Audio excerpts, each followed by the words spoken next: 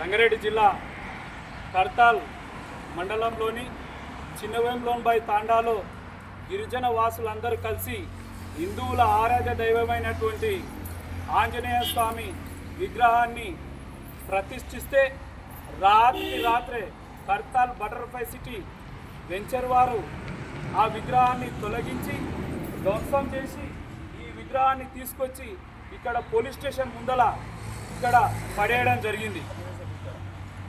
ఈ యొక్క అరాచకాలకు పాల్పడినటువంటి వ్యక్తులపైన కర్తాల్ పోలీసు వారు చర్యలు తీసుకొని ఈ విగ్రహాన్ని వెంటనే చిన్నవేంలోన్బాయ్ తాండాలో పునఃప్రతిష్ఠించాలని చెప్పేసి డిమాండ్ చేస్తూ ఉన్నాం.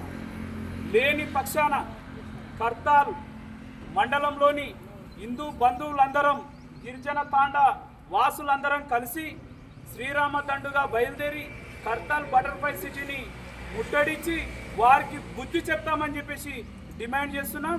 వెంటనే విగ్రహాన్ని చిన్నవేంలోన్బాయ్ తాండాల గుడి కట్టించి పునఃప్రారంభించాలని చెప్పేసి డిమాండ్ చేస్తున్నాం.